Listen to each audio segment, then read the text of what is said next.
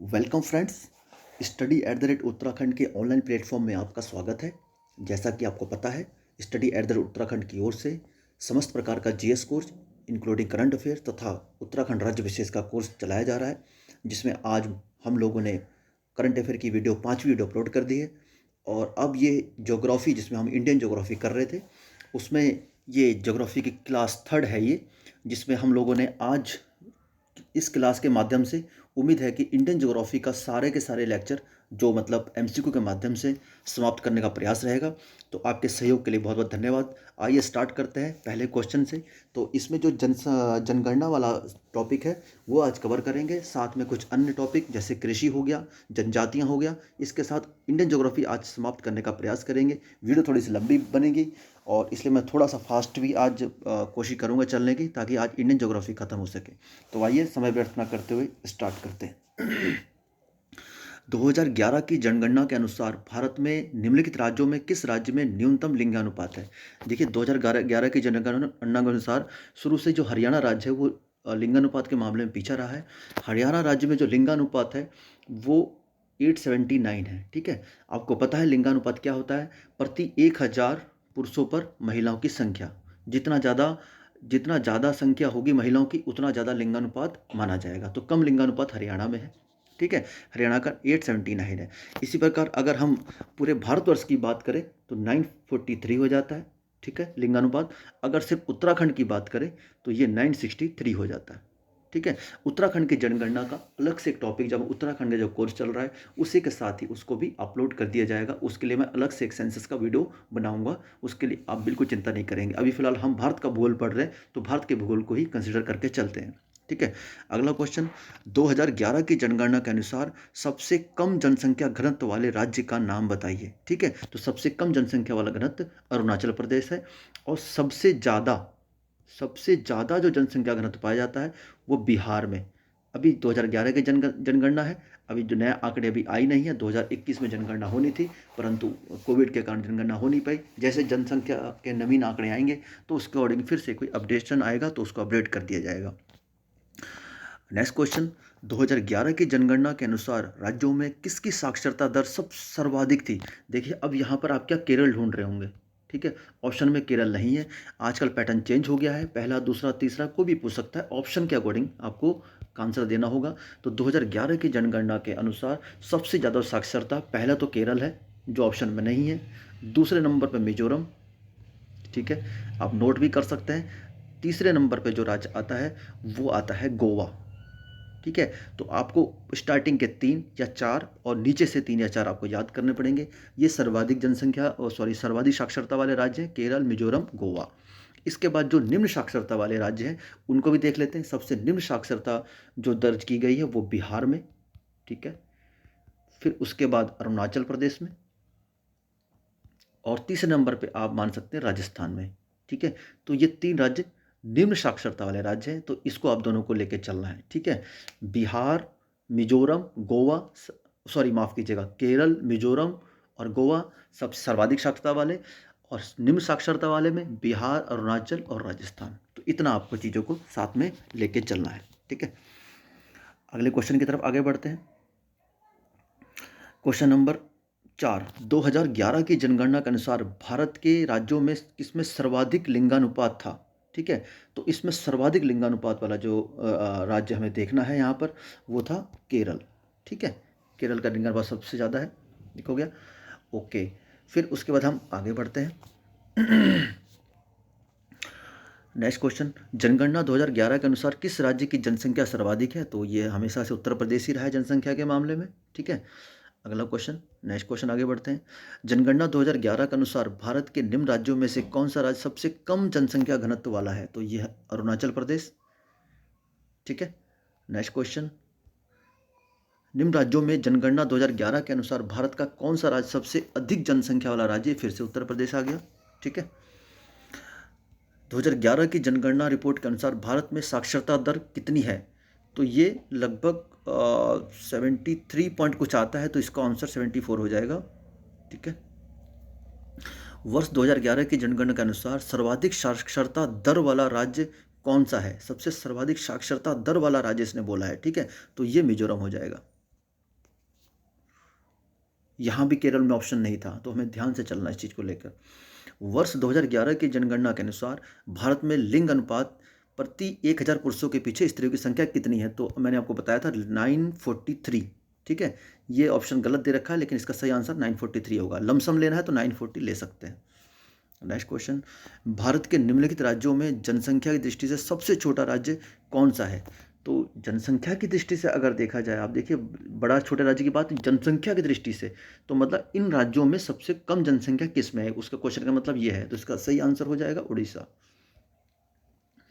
11 का D. Next question, Bharat का निम्न में से कौन सा नगरीय केंद्र विश्व के सबसे अधिक जनसंख्या वाले शहरों में से एक है? तो जो हमारा मुंबई है, ठीक है, बृहत्तर मुंबई है, मुंबई ये सबसे ज़्यादा जनसंख्या वाले 10 शहरों में से एक है। ये 2010 का क्वेश्चन है और आज भी मुंबई ही है।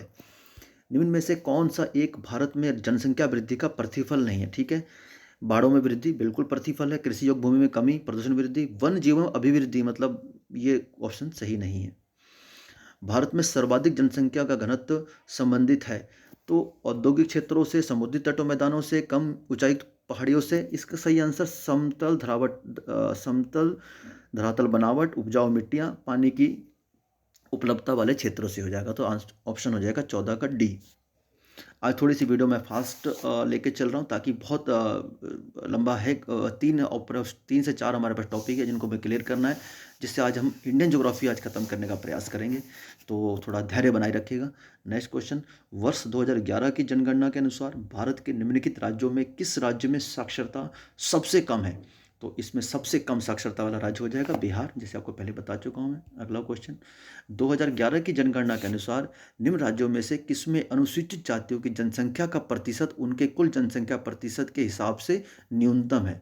ठीक है, इसमें अनुसूचित जाति की बात करी गई, सॉरी अनुसूचित जनजाति की बात करी गई है। ठीक है, तो जनजाति की बात करी गई है, तो इसका सही आंसर हो जाएगा उत्तर प्रदेश। अनुसूचित जनजाति की संख्या उत्तर प्रदेश में उसकी कुल जनसंख्या प्रतिशत से न्यूनतम है। अब आपको एक चीज़ यहाँ पर आपको नोट करके चलनी है कि सर्वाधिक एससी मतलब सर्वाधिक अनुसूचित जनजाति किस राज्य में है? यूपी में। ठीक है, पहली चीज़ तो ये हो गई। दूसरी चीज़, अगर इसमें प्रतिशतता की बात करें, सर्वाधिक प्रतिशतता राज्य की कुल जनसंख्या के हिसाब से सर्वाधिक कितने प्रतिशतता में सबसे ज़्यादा अनुसूचित जाति की संख्या है, तो वो हो जाएगा पंजाब। ठीक है, ये एक आंकड़ा आप नोट कर सकते हैं। अब बात करते हैं जनजाति की।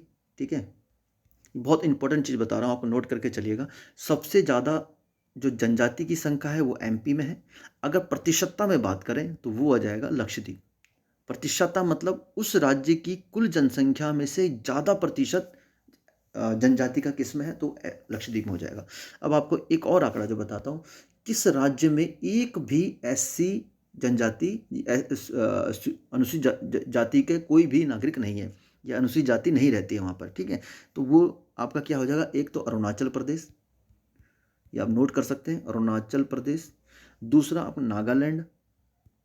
ठीक है, नागालैंड हो गया। तीसरा अंडमान। ठीक है, चौथा हो गया लक्षद्वीप।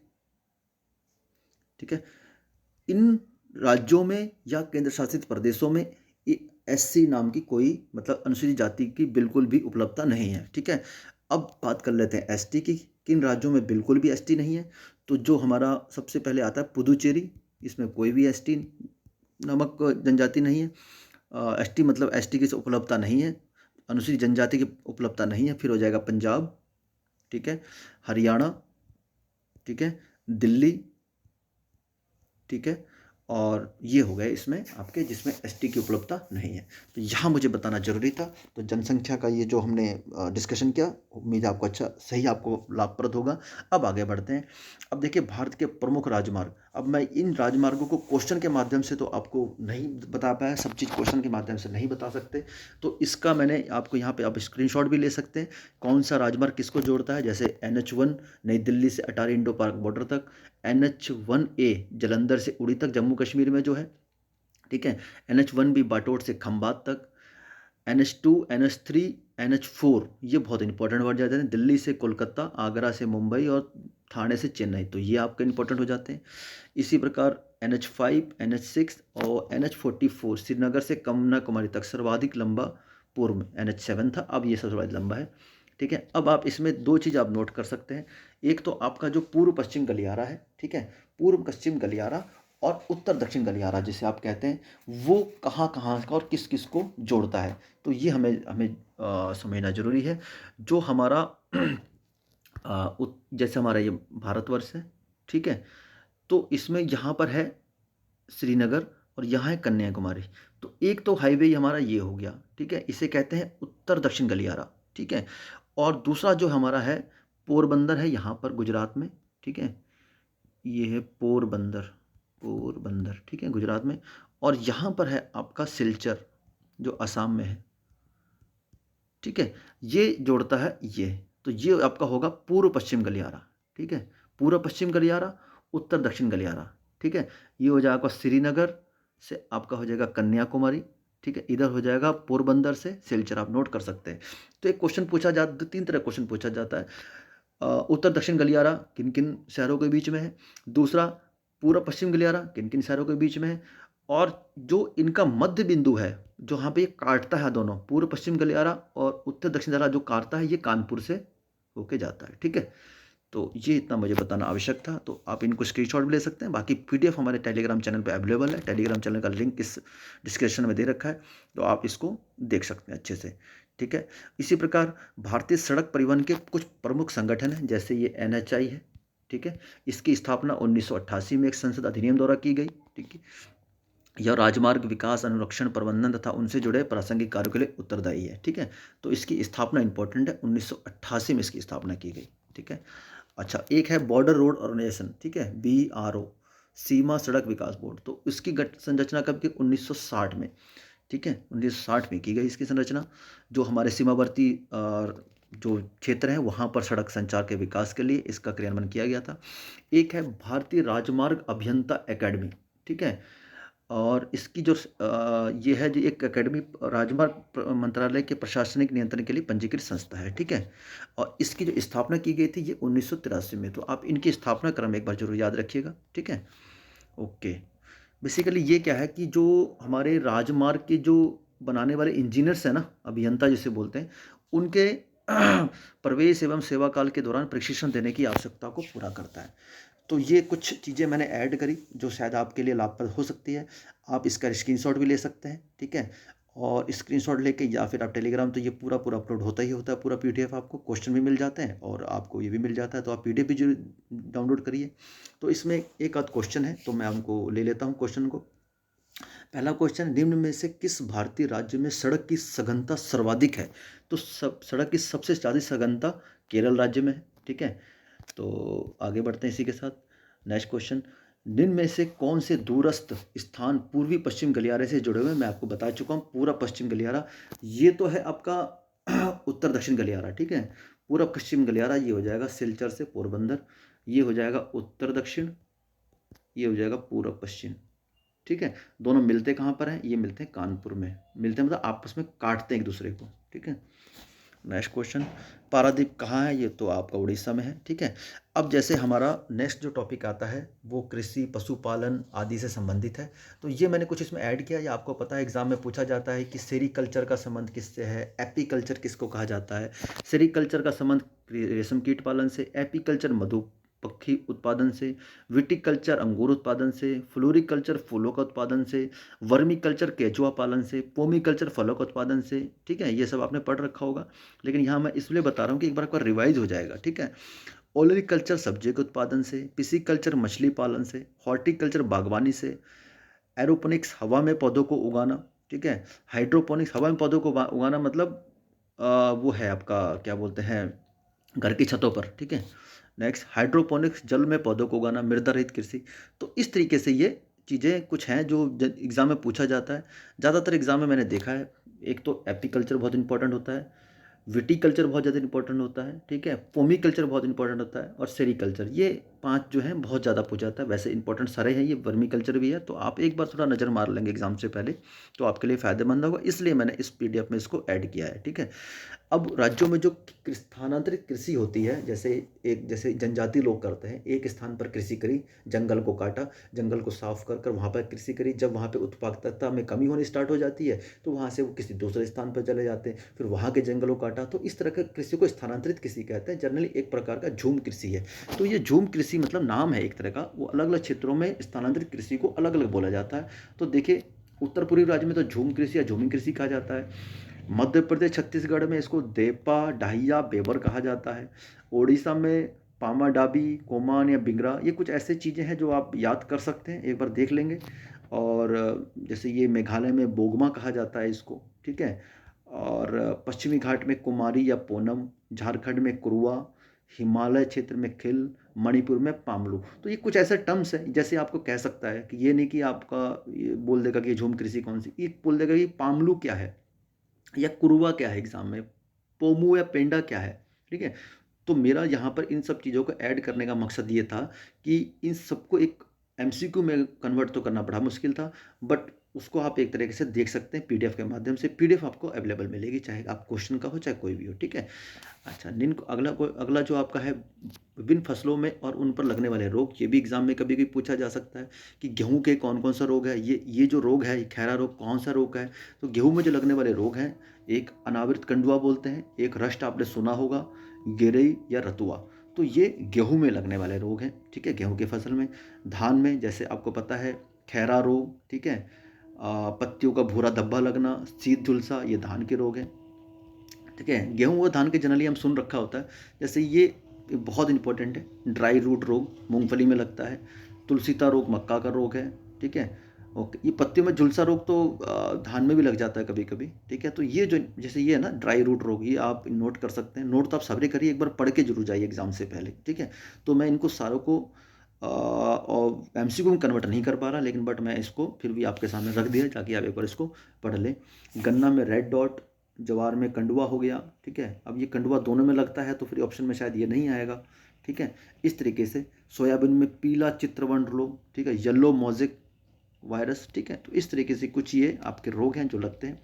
ठीक है, फिर हमारे देश में जो क्रांतियाँ हुई थी, हरित क्रांति का संबंध सबको पता है खाद्य उत्पादन से, श्वेत क्रांति दुग्ध उत्पादन से, नीली क्रांति मत्स्य उत्पादन से, भूरी क्रांति कोको उत्पादन से। ठीक है, रजत क्रांति अंडा या कुक्कुट उत्पादन से, पीली क्रांति तिलहन के उत्पादन से, लाल क्रांति टमाटर या मांस के उत्पादन से, गुलाबी क्रांति झींगा मछली उत्पादन से, बादामी क्रांति मसाला उत्पादन से, सुनहरी क्रांति फल उत्पादन शहद उत्पादन से। ठीक है, नेक्स्ट गोल क्रांति आलू उत्पादन से, सदाबहार क्रांति, ये सदाबहार क्रांति बहुत इंपॉर्टेंट है, जैविक खेती को प्रोत्साहन और किसानों को फसल का उचित मूल्य दिलाने के लिए। ठीक है, नेक्स्ट क्वेश्चन, रजत रेशा क्रांति, सुनहरा रेशा क्रांति, सेफ्रॉन क्रांति, ग्रे स्लेटी, मूक क्रांति।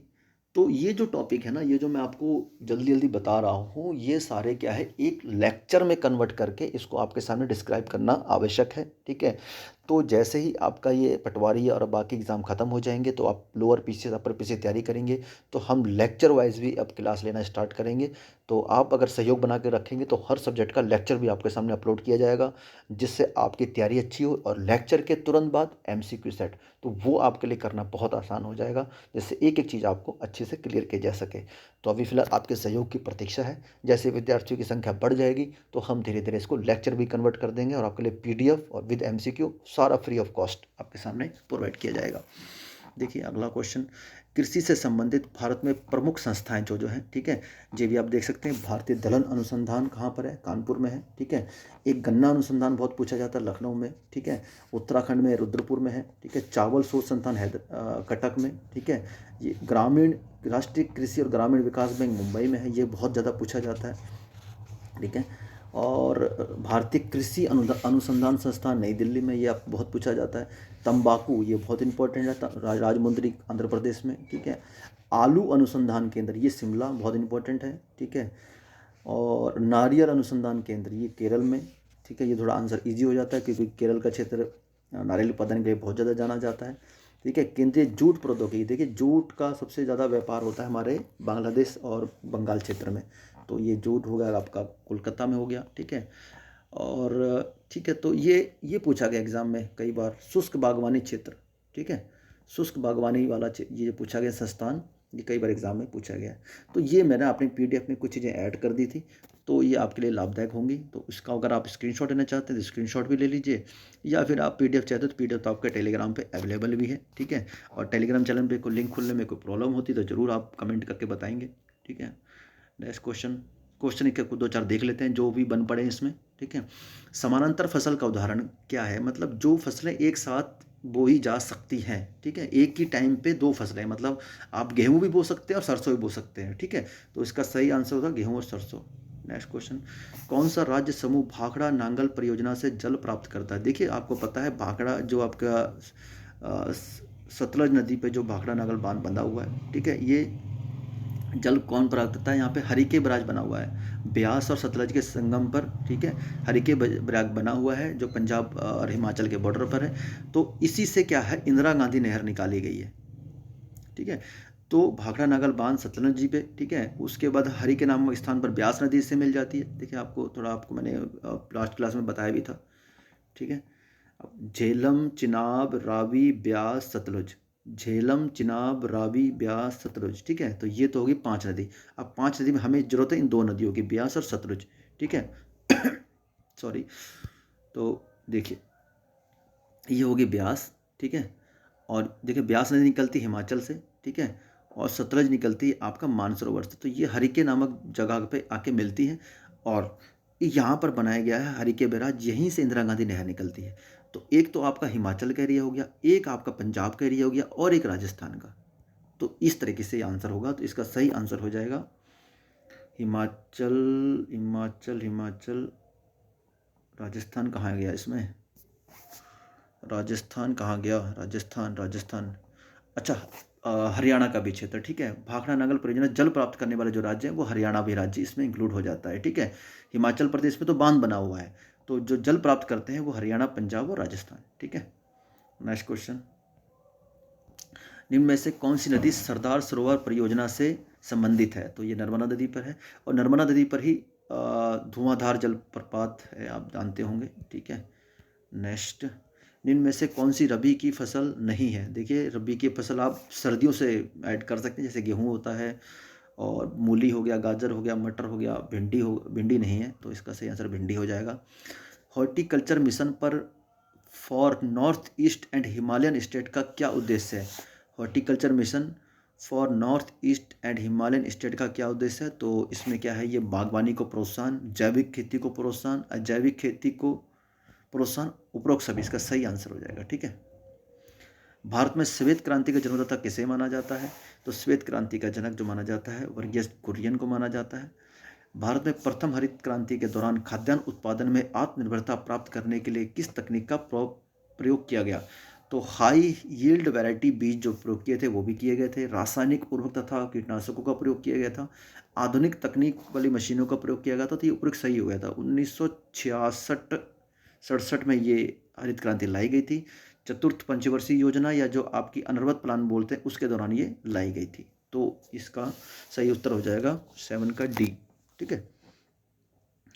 ओके, इसमें एक चीज़ आपको बताने योग्य बात है, जो हरित क्रांति जो शब्द है ना, हरित क्रांति का सबसे पहली बार जो प्रयोग किया गया, ठीक है, वो किया गया डॉक्टर विलियम मॉड द्वारा, डॉक्टर विलियम मॉड, ठीक है। तो डॉक्टर विलियम मॉड ने सबसे पहले हरित क्रांति शब्द का प्रयोग किया, ठीक है, लेकिन हरित क्रांति के जनक ये नहीं थे, ठीक है। तो आप कमेंट करके बताइए कि हरित क्रांति के जनक किसको कहा जाता है? तो डॉक्टर विलियम गॉड ने, नाम पूरा लिख देता हूँ, विलियम गॉड ने हरित क्रांति शब्द का प्रयोग किया, ठीक है। ओके, नेक्स्ट क्वेश्चन, भूमि बंदोबस्त का संबंध किससे है? तो भूमि बंदोबस्त का संबंध सिंपल सी सरकारी स्तर पर जमीन की पैमाइश करने से है, ठीक है। नेक्स्ट, नीली क्रांति आपको पता है मत्स्य उत्पादन से है। अच्छा, अब जो हमारा नेक्स्ट वाला जो चैप्टर है वो कुछ जनजातियों पर है, ठीक है। जनजातियों पर है कि कौन से राज्य में कौन सी जनजाति निवास करती है। तो मैं ऑप्शन के अकॉर्डिंग आपको कुछ कुछ जनजातियाँ बताने का प्रयास करूँगा। तो मैं पीडीएफ में एक बार डाल दूंगा सारी जनजातियाँ, जहाँ से आप कुछ कुछ इंपॉर्टेंट याद भी कर सकते हैं। तो झारखंड में जो पाई जाती है, झारखंड में 3 मेन जनजातियाँ हैं, संथाल, मुंडा, हो, दोबारा बोल रहा हूँ, संथाल मुंडा हो, संथाल मुंडा हो। ये तो होगी आपके झारखंड की। उत्तराखंड की आपको पता ही है, थारू, बोक्सा, जौनसारी, भोटिया, ठीक है, भोटिया हो गया, ये सब हो गया अपने उत्तराखंड के, ठीक है। उत्तर प्रदेश में भी ये थारू भोटिया पाए जाते हैं, थारू भोटिया सब पाए जाते हैं, ठीक है। तो और एक उत्तर प्रदेश की एक खास है खरवार, खरवार जनजाति उत्तर प्रदेश में निवास करती है, ठीक है। मध्य प्रदेश सबसे ज़्यादा जनजाति मध्य प्रदेश में पाई जाती है। इसको कुछ इंपॉर्टेंट बता दे रहा हूँ मैं, बैगा, ठीक है, और भील और गोंड, ये भी पाए जाते हैं यहाँ पर, गोंड, ठीक है। बैगा, भील, गोंड जनजाति पाई जाती है, तो मैंने ये आपको बता दिया। तो इसका सही आंसर मुंडा का हो जाएगा, झारखंड में, ठीक है। नेक्स्ट क्वेश्चन, लेप्चा जनजाति प्रमुखता कहाँ निवास करती है? तो इस सिक्किम वाले क्षेत्र में निवास करती है, ठीक है। और अगर मैं हिमाचल की बात करूं तो हिमाचल की एक मुख्य जनजाति है गद्दी, जो कुछ जम्मू कश्मीर में ही पाई जाती है। और एक है बेदा, राइटिंग में मत जाइएगा, आवाज़ को सुनिएगा, भावनाओं को समझिएगा। एक आती है लोम्बा, ठीक है, ये है हिमाचल प्रदेश की कुछ जनजातियाँ। और हिमाचल की हो गई। और उसके बाद अरुणाचल प्रदेश का मैंने आपको बता दिया था, ठीक है। अरुणाचल प्रदेश का डाफला, डाफला, मिसमी, डाफला, मिसमी, ये सब जनजातियाँ हिमाचल में पाई जाती हैं। उत्तराखंड की हम लोग का डिस्कशन हो ही गया है, हिमाचल का हो गया है, ठीक है। तो फिर इसके आगे बढ़ते हैं। टोडा जनजाति मुख्यतः कहाँ निवास करती है? तो टोडा जनजाति मुख्यतः तमिलनाडु में निवास करती है, ठीक है। और आगे बढ़ते हैं, राजस्थान में मीणा नाम की जनजाति है। ये आपका कुछ मैच करना है, ठीक है। देखिए, अगर हम थारू में अगर यहाँ पर ढूंढ रहे हैं, ये क्या है, मूल राज्य पूछा है, ठीक है, मूल राज्य, ठीक है। मूल राज्य की बात करें, कहाँ से इनकी मूल राज्य उत्पत्ति हुई है, तो थारू जो जो बेसिकली है ना आपका, थारू जो उत्तर प्रदेश से इसकी उत्पत्ति उत्पत्ति मानी जा उत्तर प्रदेश से उत्पत्ति थारू की, उत्तर प्रदेश नहीं, पहले एक बार बाकी मैच कर लेते हैं, ठीक है, एक सेकेंड। जो आपका भील है वो हो गया राजस्थान, गद्दी हो गया आपका हिमाचल प्रदेश, मुंडा झारखंड, हाँ ठीक है, थारू उत्तर प्रदेश। बेसिकली हम लोग जो उत्तराखंड पढ़ते हैं ना, तो उसमें थारू लोगों का जो उत्पत्ति बोली जाती है, वो उत्तर प्रदेश और राजस्थान के बॉर्डर जो भरतपुर जो पड़ता है ना, वहीं से उत्पत्ति मानी जाती है। तो आप राजस्थान का कुछ क्षेत्र भी कह सकते हो, उत्तर प्रदेश का, बट ये मूल निवासी उत्तराखंड के नहीं थे, बस कहने का मतलब ये था, ठीक है। तो इसका जो सही आंसर हो जाएगा 4 का डी, ठीक है। चलिए आगे बढ़ते हैं। निम्न में से कौन सी एक आदिम जनजाति है? तो ये झारखंड में पाई जाने वाली कोरवा जनजाति है ना, इसको आदिम जनजाति बोला जाता है, ओके। अच्छा, फिर से अधोलिखित में कौन सा जोड़ा सही है, ठीक है। तो जोड़ा सही है बोला है, तो सही में आपका क्या हो जाएगा? तो सही है तो फिर थारू उत्तराखंड, ठीक है।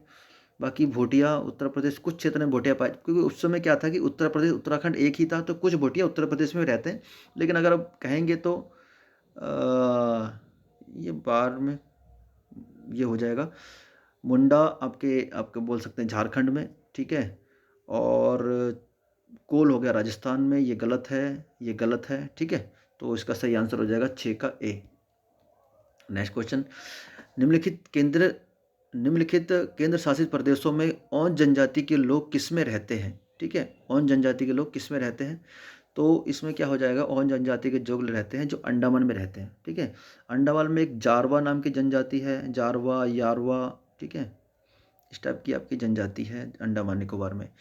तो ये हो गए आपका लगभग लगभग हमारी तरफ से इंडियन ज्योग्राफी का एमसीक्यू के जरिए कोर्स समाप्त। और अब जो नेक्स्ट वीडियो आएगी आपके सामने, ठीक है, जो नेक्स्ट वीडियो आएगी वो विश्व का भूगोल हम लेके आएंगे, ठीक है। पैरेलली आपका साथ में चल रहा है, उत्तराखंड का पोर्शन भी चल रहा है, पॉलिटी, ज्योग्राफी, पॉलिटी और हिस्ट्री भी साथ में चल रहा है, ठीक है। अब जो नेक्स्ट हम कवर करेंगे विश्व का भूगोल। हमने लगभग 3 वीडियो में एमसीक्यू के जरिए, इंपॉर्टेंट एमसीक्यू के जरिए, देखिए ये तो अब बहुत एक नॉर्मल बात हो जाएगी कि हमने सारा कोर्स खत्म कर दिया 3 ही वीडियो में, तो ये बहुत ही वो साधारण सी बात हो जाएगी। बट हमारा प्रयास था कि जो इंपॉर्टेंट एमसीक्यू और उससे निकलने वाले फैक्ट्स को आपके सामने रख सकें और आपको ये सब चीज़ें समझा सकें, जो आपके आगामी जो निकटतम एग्जाम है, जैसे पटवारी का है, फॉरेस्ट गार्ड का, उसके लिए लाभदायक हो।